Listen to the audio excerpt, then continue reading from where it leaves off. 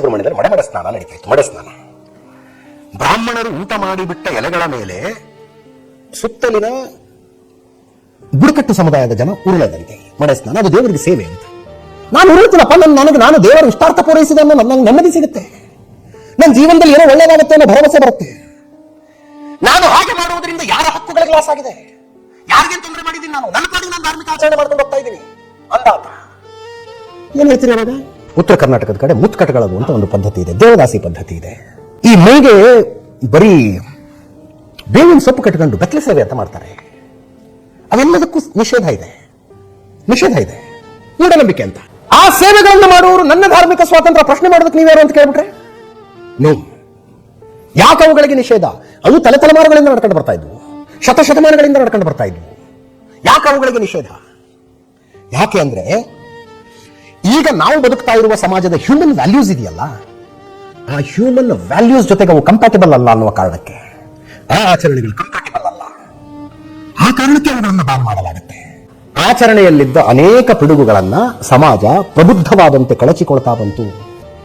ಬಾಲ್ಯ ವಿವಾಹ ಇತ್ತು ನಮ್ಮಲ್ಲಿ, ವಿಧವಾ ವಿವಾಹ ನಿಷಿದ್ಧವಾಗಿತ್ತು, ಹೆಣ್ಣುಮಕ್ಕಳು ಶಾಲೆಗೆ ಹೋಗೋದೇ ದೊಡ್ಡ ಪಾಪ ಅನ್ನೋ ಹಂಗಿತ್ತು, ಅಸ್ಪೃಶ್ಯತೆ ಆಚರಣೆ, ಯಾವುದೋ ಜಾತಿಯಲ್ಲಿ ಹುಟ್ಟಿದ್ದಾನೆ ಅನ್ನುವ ಕಾರಣಕ್ಕಾಗಿ ಆತನ ಪ್ರಾಣಿಗಳಿಗಿಂತ ಕಡೆಯಾಗಿ ನಡೆಸಿಕೊಳ್ಳು ಎಲ್ಲವೂ ಇತ್ತು. ಇಲ್ಲಿ ಹಿಜಾಬ್ ಧರಿಸಿಕೊಳ್ಳದೆ ಹೋದ್ರೆ ನಿನ್ನನ್ನು ಶಾಲೆಗೆ ಕಳಿಸೋದಿಲ್ಲ ಅಂತ ಒಬ್ಬ ಪೋಷಕ ಹೇಳಿದಾಗ ಮಗಳಾದಂಥವಳು ವಿಚಾರ ಮಾಡಬೇಕು. ಅಲ್ಲಿ ಕೇಂದ್ರ ಸರ್ಕಾರ ಟ್ರಿಪಲ್ ತಲಾಕ್ ಅನ್ನು ಕ್ರಿಮಿನಲೈಸ್ ಮಾಡಿದಾಗ ಹೀಗೆ ಹೆಣ್ಮಕ್ಳು ಬುರ್ಕ ಹಾಕೊಂಡು ಬೀದಿಗಿಳಿದ್ರು. ನಮ್ಮ ಧಾರ್ಮಿಕ ಪ್ರಕ್ರಿಯೆಯಲ್ಲಿ ಕೇಂದ್ರ ಸರ್ಕಾರ ಮಧ್ಯಪ್ರವೇಶಿಸ್ತಾ ಇದೆ ಅಂತ ಅಂದ್ರೆ, ನಮ್ಮ ಗಂಡಂದಿರಿಂದ 3 ಸಲ ತಲಾಕ್ ಅನ್ನಿಸ್ಕೊಂಡು ಬೀದಿಗೆ ಬೀಳುವುದು ನಮಗಿರುವ ಧಾರ್ಮಿಕ ಸ್ವಾತಂತ್ರ್ಯ ಉಳಿತ. ಬೀದಿಗಿಳಿದ್ರು ಹೆಣ್ಮಕ್ಳು.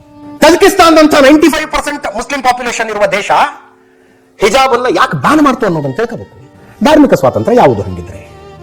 ಇದರ ವಿರುದ್ಧ ಬರಬೇಕಾಗಿರುವುದು ಜಾಗೃತಿ. ಅದನ್ನು ಬಜರಂಗ ದಳದವರಿಂದ ಮಾಡೋದಕ್ಕಾಗೋದಿಲ್ಲ, ಶ್ರೀರಾಮ್ ಸೇನೆಯವರಿಂದ ಮಾಡೋದಕ್ಕಾಗೋದಿಲ್ಲ. ನಂಗೆ ತುಂಬಾ ಜನ ಹೇಳಿದ್ರು, ಈ ಮೊಬೈಲ್ ಉದಾಹರಣೆ ಕೊಟ್ಬಿಟ್ರು ರಪ್ಪಂತ. ದುಡ್ಡು ಕೊಟ್ಟು ಮೊಬೈಲ್ ತರ್ತೀರಿ, ಅಂಗಡಿಯಿಂದ ಹೊರಗೆ ಬಂದ ತಕ್ಷಣ ಕವರ್ ಹಾಕಿಸ್ಕೊಳ್ಳೋದಿಲ್ವಾ ನೀವು? ಕವರ್ ಹಾಕಬೇಕು ಮೊಬೈಲ್ನ ಪ್ರೊಟೆಕ್ಷನ್ಗೆ.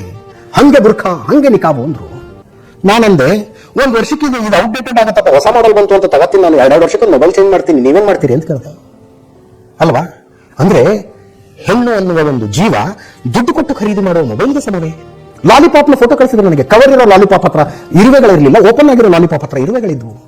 ಇದೇ ಬುರ್ಖಾ ಹಾಕುವುದಕ್ಕೂ ಹಾಕದೇ ಇರುವುದಕ್ಕೂ ವ್ಯತ್ಯಾಸ ಅಂದ್ರು. Lollipop $2,500 lollipop. ನಾನಂದೆ, ಕವರ್ ಓಪನ್ ಮಾಡಿ ತಿಂದು ಕಡ್ಡಿ ಬಿಸಾಕ್ತಿವ್ರಿ, ಹೇಳಬೇಕಾಗತ್ತೆ ಅಲ್ವಾ? ಒಂದು ಉದಾಹರಣೆ ಯಾವಾಗಲೂ ಕೊಡ್ತೀನಿ ನಾನು. ಒಂದು ಹಕ್ಕಿ, ಗಿಳಿ, ಅದಕ್ಕೆ ಅತ್ಯಂತ ಸುರಕ್ಷಿತ ಜಾಗ ಪಂಜರ. ಪಂಜರದಲ್ಲಿ ಅದಕ್ಕೆ ಆಹಾರ ಸಿಗುತ್ತೆ, ಯಾವುದೋ ಗಿಡಗ ಬಂದು ತಿಂದು ಬಿಡುತ್ತೆ ಅನ್ನೋ ಅಪಾಯ ಇಲ್ಲ, ಕಣ್ತುಂಬ ನಿದ್ದೆ ಮಾಡಬಹುದು. ಪಂಜರ ಸುರಕ್ಷಿತ ಜಾಗ ಅದಕ್ಕೆ. ಆದರೆ ನಿಸರ್ಗ ಗಿಳಿಯನ್ನು ಸೃಷ್ಟಿ ಮಾಡಿದ್ದು ಪಂಜರದಲ್ಲಿರೋದಕ್ಕಲ್ಲ. ಒಂದು ವಿಮಾನಕ್ಕೆ ಅತ್ಯಂತ ಸುರಕ್ಷಿತ ಜಾಗ ಯಾವುದು? ಏರ್ಪೋರ್ಟ್. ಅದು ಕ್ರಾಶ್ ಆಗೋ ಅಪಾಯನೇ ಇಲ್ಲ ಅಲ್ಲಿ, ಹಕ್ಕಿ ಬಂದು ಬಡಿಯುವ ಅಪಾಯ ಇಲ್ಲ. ಬಟ್ ವಿಮಾನದ ಉದ್ದೇಶ ಏರ್ಪೋರ್ಟ್ ನಲ್ಲಿ ನಿಂತ್ಕೊಳ್ಳೋದಲ್ಲ. ಹಡಗು ಅತ್ಯಂತ ಸುರಕ್ಷಿತವಾಗಿರುವುದಲ್ಲಿ ಸಮುದ್ರದಲ್ಲಿ ಲಂಗರ್ ಹಾಕಿದಾಗ, ಬಂದರಿನಲ್ಲಿ ಲಂಗರ್ ಹಾಕಿದಾಗ, ಅದಕ್ಕೆ ಅಪಾಯ ಇರೋದೇ ಸಮುದ್ರದ ಒಳಗೆ ಹೋದಾಗ, ಆಳ ಸಮುದ್ರಕ್ಕೆ ಹೋದಾಗಲೇ ಅಪಾಯ. ಬಂದರಿನಲ್ಲಿ ಲಂಗರ್ ಹಾಕಿದಾಗ ಹಡಗು ಎಲ್ಲಕ್ಕಿಂತ ಸುರಕ್ಷಿತ ಅನ್ನುವ ಕಾರಣಕ್ಕಾಗಿ ಲಂಗರ್ ಹಾಕಿ ಇಡೋದು ಹಡಗನ್ನ. ಅಂದ್ರೆ ಇವಾಗ ಅರ್ಥ ಆಗ್ತಿದೆ. ಪ್ರಾಬ್ಲಮ್ ಇರೋದು ಪುರುಷ ಸಮಾಜದಲ್ಲಿ ಹೆಣ್ಣನ್ನು ನೋಡುವ ರೀತಿ. ಸೊಲ್ಯೂಷನ್ ಎಲ್ಲಿ ಹುಡುಕ್ತಾ ಇದ್ದೀವಿ? ಅಲ್ಲಿ.